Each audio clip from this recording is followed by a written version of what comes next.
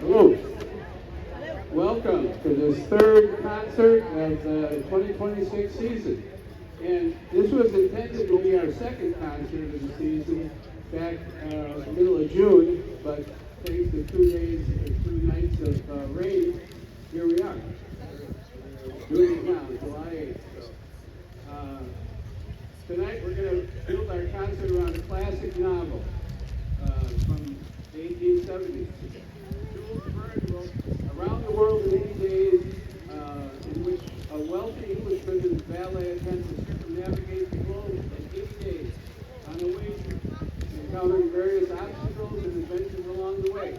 80 days seems almost impossible. It seems that way. Hi, can I please have 3?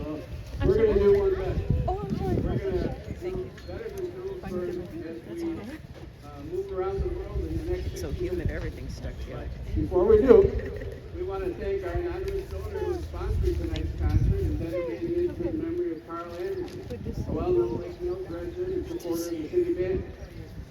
However, before we start zipping around the globe, let's start as we always do with God Bless America.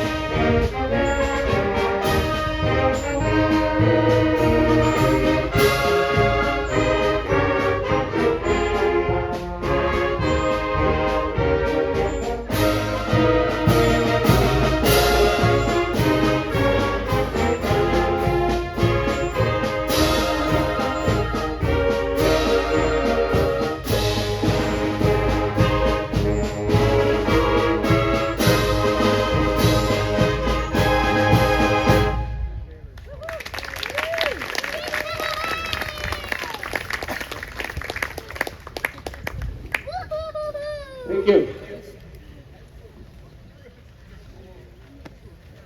I'm not going to complain about this wind because Can I grab blowing a my flyer? music around so it's making me cooler. And the band would agree. Can I grab That's one? pretty hard to do. Make me cooler. Oh, thank you. Oh, you're passing them out. One more. Something smells like insubordination. All right. Our first stop on our Round the World junket takes us to Austria via the music of Rodgers and Hammerstein. Do Re Mi is undoubtedly one of the most recognizable and joyful melodies in musical theater history. Originally composed by Richard Rodgers with lyrics by Oscar Hammerstein II for the 1959 masterpiece The Sound of Music, this iconic tune serves as Maria's clever step-by-step musical toolkit for teaching the Von Trapp children how to sing. From its building block beginnings to its soaring full ensemble climax, it's a timeless reminder that when you learn to sing, you must always begin with Do Re Mi.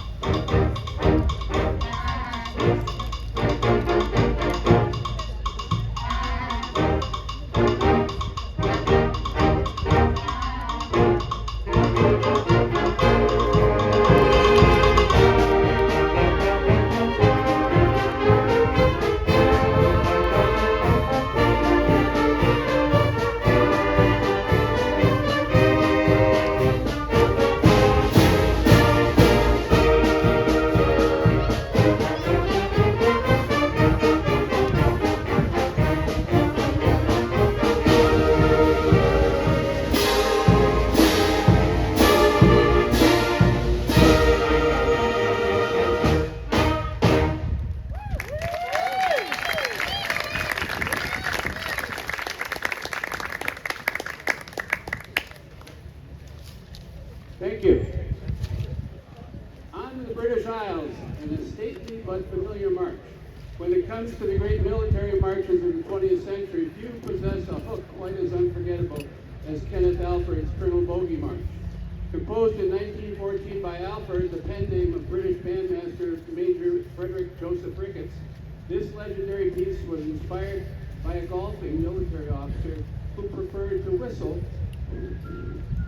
instead of yelling for.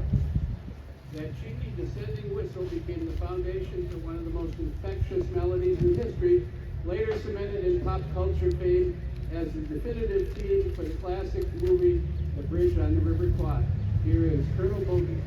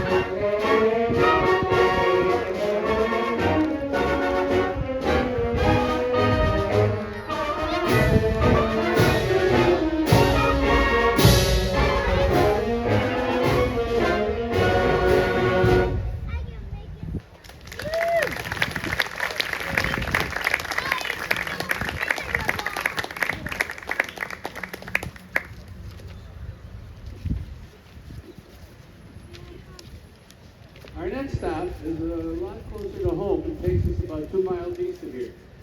Every landscape hides a secret, and tonight we're traveling back over 1,000 years to the heart of southern Wisconsin. Michael Sweeney's Aztalan takes its name and inspiration from a certain ancient, heavily fortified Mississippian city that once thrived along the Crawfish River before vanishing into history without a trace around 1300 AD. To capture the profound sense of drama and history that shrouds this ancient civilization, Sweeney avoids typical melodic patterns. Instead, he transports the audience with haunting melodies, creative percussion effects, and distinct tone clusters. Prepare to journey into the unknown. It's kind of Lake Mill's own Twilight Zone. Please enjoy Aztalan.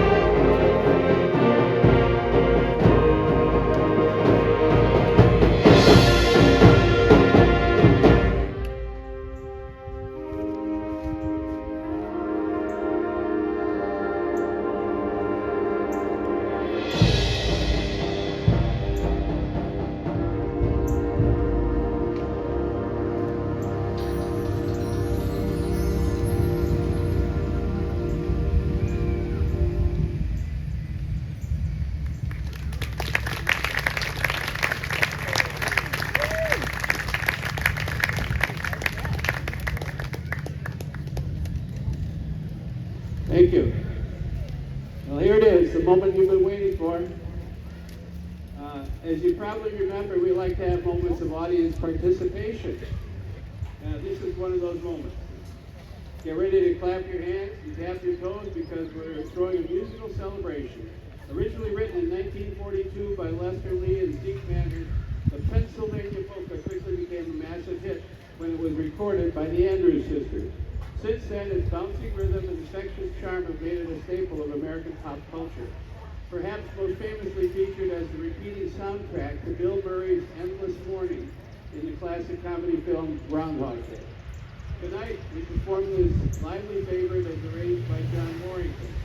Your role in this is going to become obvious in just a minute. Watch me and I'll cue you when to come in. I'll give you a little hint. Strike up the music, the band has begun.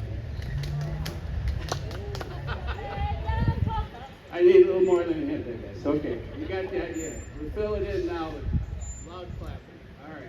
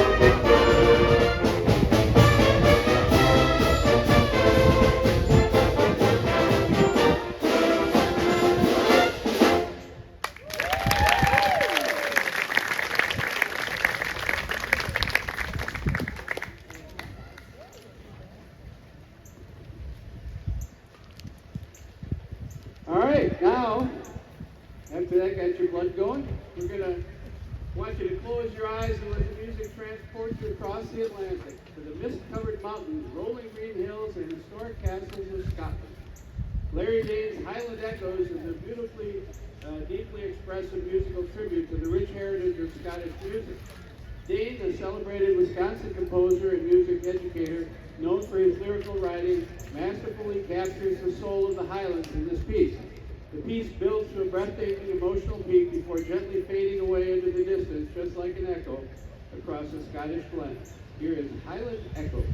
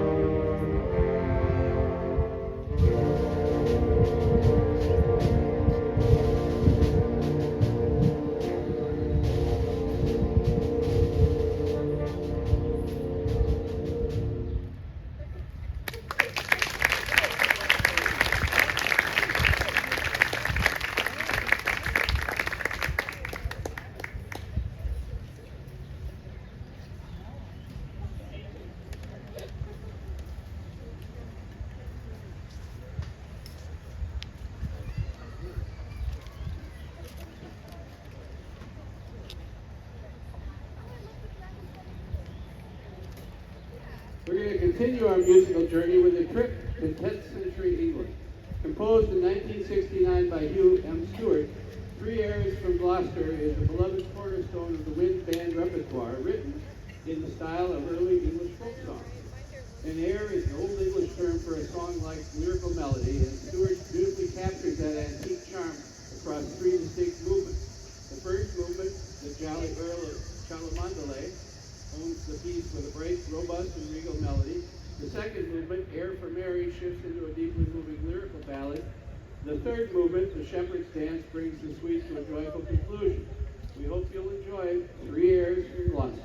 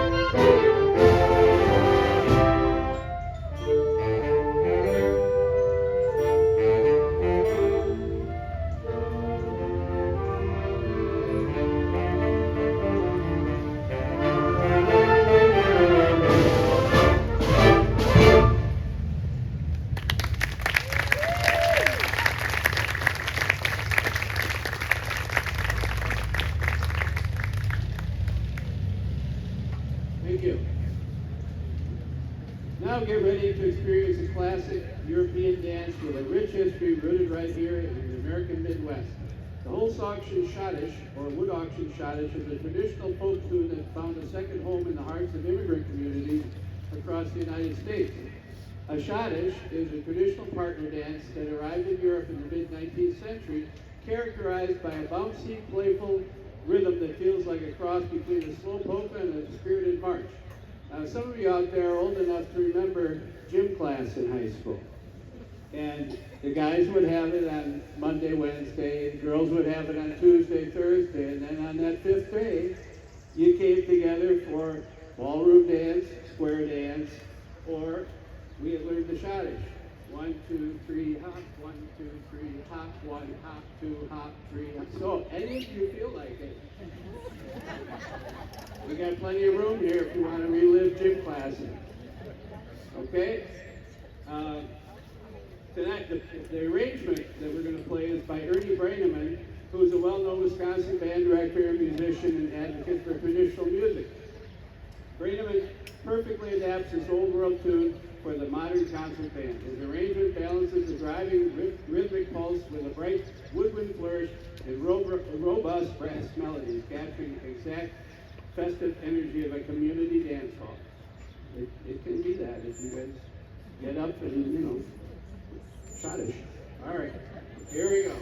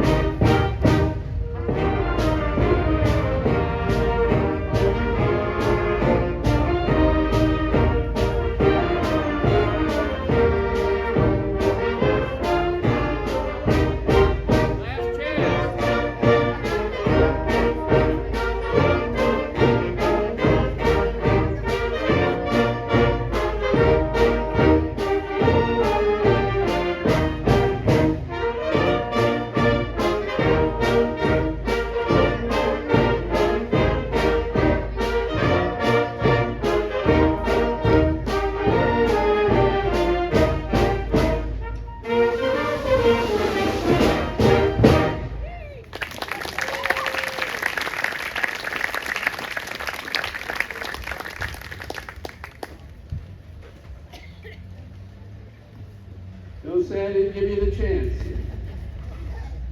All right. Few melodies in the world possess the universal emotional power of Amazing Grace. Originally written as a poem in 1772 by John Newton, the former slave ship captain who underwent a profound spiritual awakening. The hymn has evolved into an international anthem of hope, healing, and resilience. Tonight, we present this timeless melody in a beautiful setting by Frank Kelly, one of the most celebrated and expressive composers for the modern wind band. So we hope you enjoy Frank Kelly's version of Amazing Grace.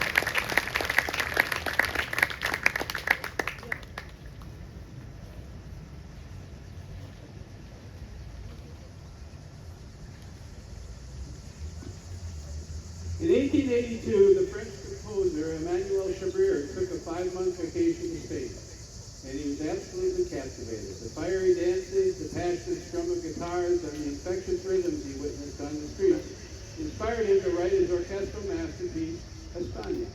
This brilliant, high-octane rhapsody perfectly captures the warmth, swagger, and intoxicating energy of Spanish street life, quickly becoming the piece that catapulted Chabrier to international fame. Tonight, we perform this spectacular work in a definitive transcription for wind band by Walter Beeler, a masterful clinician who spent decades shaping the band program at Ithaca College. Here is the Espana Rhapsody.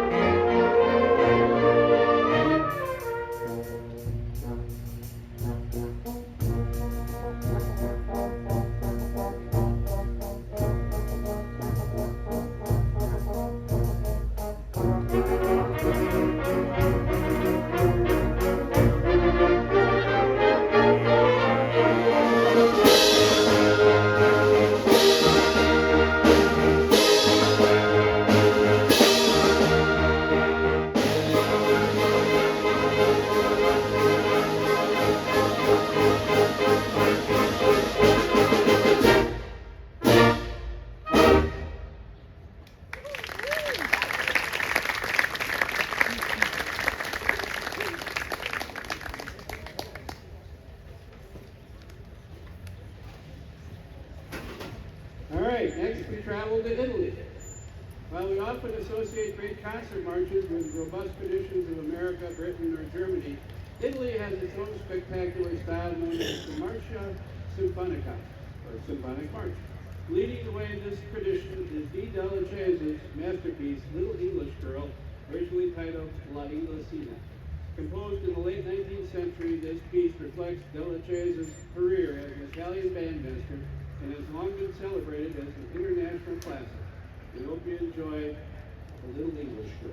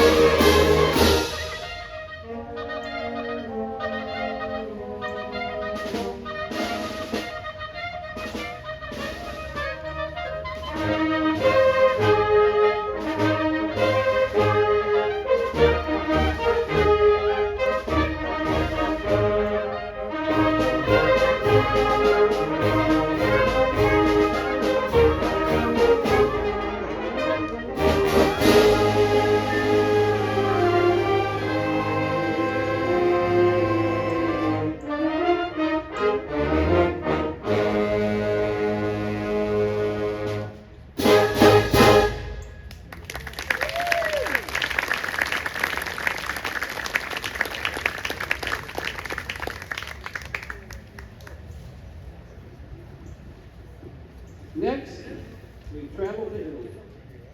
No, we already did that. Sorry. We're back to Austria. Like Do Re Mi, this next selection comes from the legendary partnership of Richard Rodgers and Oscar Hammerstein II for the sound of music. However, Edelweiss holds a uniquely poignant place in music history. It was the very last song Hammerstein ever wrote before his passing in 1960. Named after the small, resilient white flower that grows high in the Austrian Alps, the song is a tender, heartfelt blessing for a beloved homeland in the face of uncertainty with the coming takeover by Germany during the Anschluss in 1938. If you recall the movie, this is the scene where the entire stadium joins with Baron von Trapp in singing Edelweiss. Tonight, you will be that stadium audience. The lyrics in your program might have been the hymns, right? So we're going to sing it once through, and here we go with it. Edelweiss.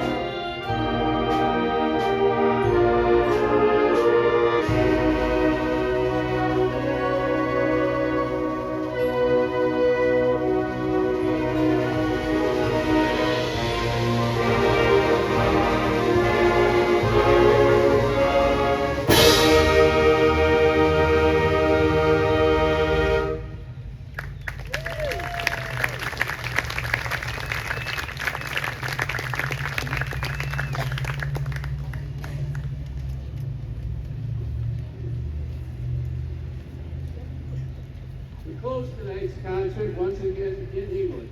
Gustav Holst's Second Suite in F for Military Band, composed in 1911, is one of the absolute pillars of the wind band repertoire. It's one of the pieces that forever changed the status of the concert band, proving that wind ensembles could deliver high art symphonic masterworks. Tonight, we present the first movement, the march. Rather than a typical military march, Holst crafts this movement around a tapestry of traditional, centuries-old English folk songs. Here's the first movement of the Second Suite.